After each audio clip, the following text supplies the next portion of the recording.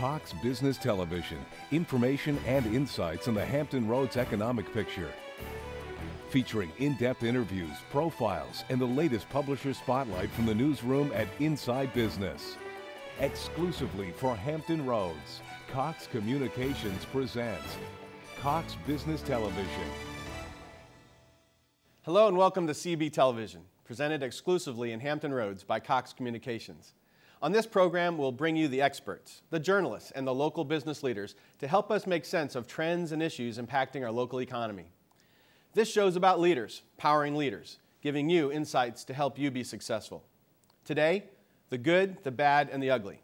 What will stimulus recovery and reinvestment mean for businesses in Hampton Roads? That was the topic at a recent executive discussion series, the quarterly panel discussion presented by Cox Business and Inside Business. There we heard from experts about what government money could mean to our local economy. We explored both sides of the equation and looked at what businesses across Hampton Roads could be doing to make the most of this opportunity. Joining me today is Cathy Williams. She's the Business Diversity and Government Administration Manager for Ferguson. She's also the Vice Chair of the Hampton Roads Region Virginia Minority Supplier Development Council. Also with us today is Bruce Grulke, Senior Architect at Nexsen Architecture and Engineering. Thank you both for joining me here today. Thank you, Mike, for having us.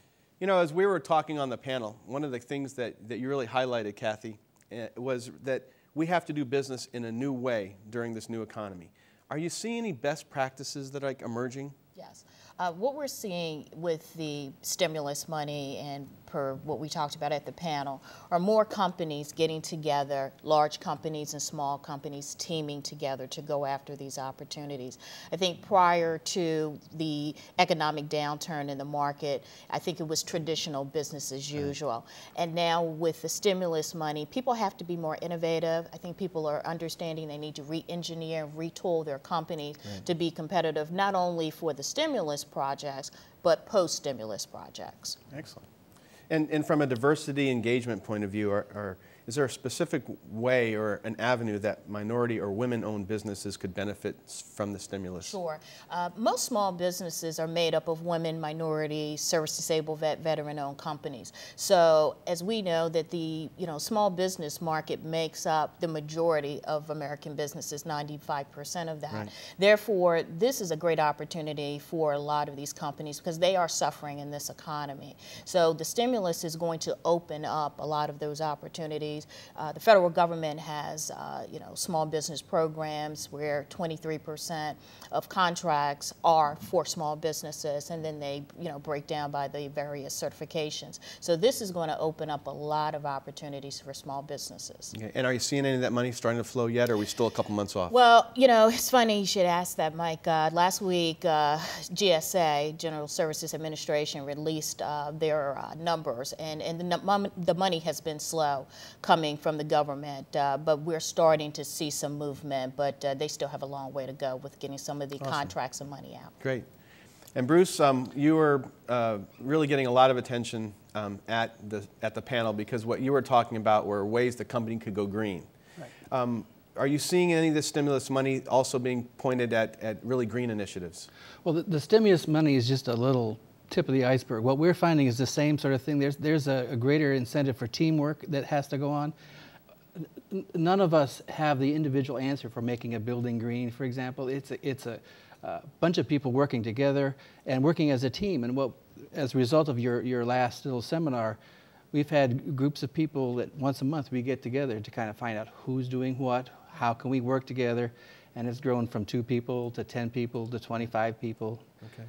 And as you and I were talking really after the panel interview, we're talking about the ROI or the return on investment, and that might be a challenge for people that really don't understand the process. But is there a way that we could help provide some information to some of the business executives so they could plan for how to end '09 and to go into 2010 in the budget cycle to help in green initiatives? Yeah, for solar water heaters, we've got that down to a rate of return of less than a 2-year payback.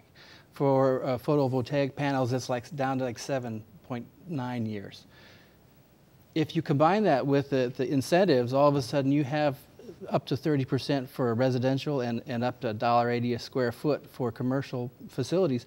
And that gives you the down payment for some of these activities or whatever, greening things that you want to do. Excellent. And as you guys have been working over the last couple of months, are there any, in either one of your spheres of influence, are there any companies or any individuals which maybe we can highlight that can really show that they're doing it right, or that they're someone that we can take the lead from so that we can follow in a path?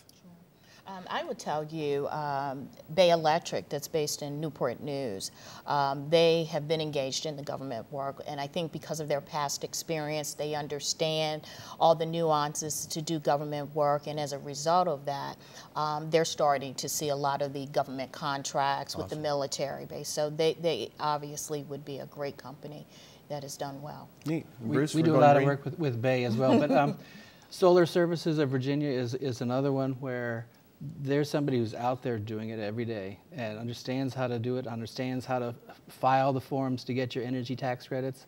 And he's been very fun to watch in the meetings because everybody else is trying to figure out how to do it, and he's already out there doing it. And it's miles above everybody else. And are there any collaborations that are maybe going on? I know, like, as you might see in the media, Virginia as a state is trying to consider alternative energies and things like that. Have you all seen any places that where they're through the minority funding of certain programs that there could be a greater collaboration with minority-based businesses and with the green initiatives as we're in an era that might be starting a whole new trend in Virginia? There's something that's on the horizon here with some lightweight autoclaved aerated concrete, and that's all green jobs. And what we've discovered is that there's a very strong demand for blue-collar workers and for jobs as manufacturing, because that then tends to trickle down and make a lot of things work, like the other people are going to tell you about later. That's great. Well, and Cathy, any other places that you all see that as a community, do you see us pretty well positioned in Hampton Roads to be able to, to further take advantage of stimulus dollars of any kind, and or any other specific market segments that maybe we can help highlight? Sure. I think, Mike, in this area, we've been blessed. We are very military rich in this area, and Virginia was one of the big winners to receive a lot of stimulus funds. I think for minority companies, they have to be very progressive, excuse me, as well as very aggressive in pursuing those opportunities. So they're definitely there for them. Awesome. And is there a timing that either one of you are seeing right now? Is 2009 going to be that year to where it'll be transitioned into, I'll say, better success or more successes in 2010? Are we in that evolution right now that we could really look at 2010 as that year where a lot of things are going to come together, both from the green and some of these other initiatives with you? I definitely think right now in 2009 is the prep work aspect and building the relationships. I think the money fully will be in the system injected in 2010, and that's when you'll start seeing some more movement of the funds, yes. And Bruce, as we kind of close out right now, green is on a lot of people's mind, both from a business perspective and everything else. In just like 5 or 10 seconds, could we kind of, are we positioned in Hampton Roads so that we can take advantage of the green initiatives? Yes, and even environmentally, we're very, very well positioned. We don't have intense cooling bills like they do in Miami. We don't have intense heating bills like they do in Maine. We have a little of each, so it makes it possible without too much effort to actually make ourselves green. Right. Well, guys, I really thank you very much. Thanks for the panel, but also thank you for here. And coming up later in the show, an economics expert from Old Dominion University and the Senior VP from Hampton Roads Chamber of Commerce to help us with perspective. Please stay with us.